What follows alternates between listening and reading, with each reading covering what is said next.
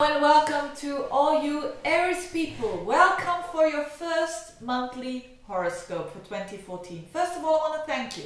I want to thank you for those nice Aries people who have subscribed, liked, written to me, ordered consultations and all of that. I think that is a really important thing to do as well. And I think it suits, the first month of the year. Now, I have made already the yearly horoscope, so check out my YouTube channel if you want to see that. Now, what is going on for you Aries people? Well, as I said in the yearlies, it's going to be quite an intense period, especially during the 6 months of the year, or the first 7 months of the year, because you've got your ruler there in the 7th house. And I probably talked about the fact that interactions with other people will become more lively and that you really have to mind ego conflicts. So being assertive, yes, but also giving space to other people for them to be able to show what they are all about. So that's the background. That is true for those 6-7 months, first months of the year, but certainly also for January. Now, what else is happening? January is a very intense month.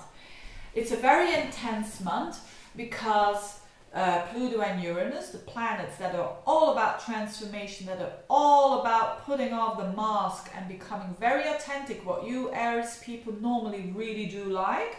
What you see normally with people who've got an emphasis on Aries, it's what you see is what you get. And that is certainly a good thing. But what is happening in January is this very focus of Venus conjunct Pluto. So Venus is conjuncting Pluto, it is opposing Jupiter and squaring your ruler Mars. Now what the hell is this all about? What does it mean in plain English? It means that we all have very strong desires, very strong attachments to certain values. That is for all the signs, because Venus is what we value, what we like, and Pluto is raw, and so you can't hide it, what you like. You want it to show what you think is important. And for you Aries people, because it's in your 10th house, a lot of you Aries people are going to be confronted at work with this aspect. So, and also in relationships, because Mars, your ruler, is in the 7th house, and it really is making a square to that energy in your 10th house. So it's a lot about you, the other, your home and your family, which you could say it's about all of the most important areas of your life. It's a culmination towards the end of the month, towards what people, if you have a job, and towards what people value, your boss probably, or some kind of, if it's not your boss, maybe some kind of authority.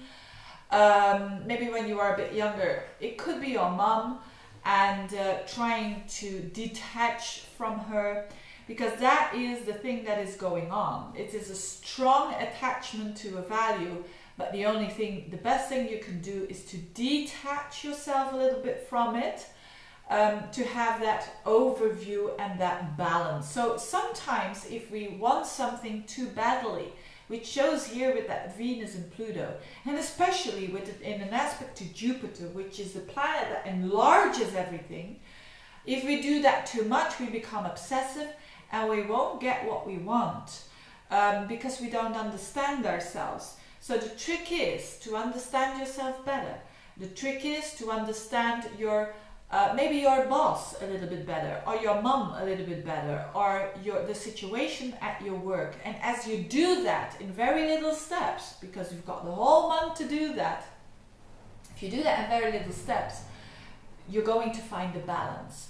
Because your ruler is in the sign of Libra, which is la balance. It wants to have its equilibrium. It doesn't want the extremes. It doesn't want the extreme boundary of isolation, and it doesn't want the extreme losing yourself. It's just something in between there. So there has to be made a balance for you. As I said, probably related to work, could be home as well, because this Jupiter, which is opposing that energy, is in your fourth house, the house of home.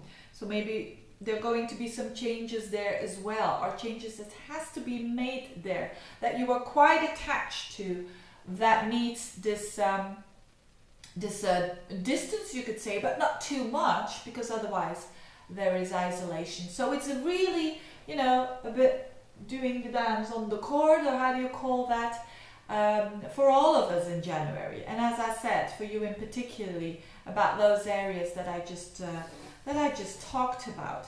So be aware of the liveliness again with other people, and you know, awareness is half of the road that you are taking. So a high energy level for the month of January.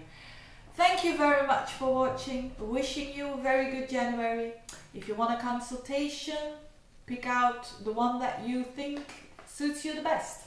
Thank you for watching. Bye bye.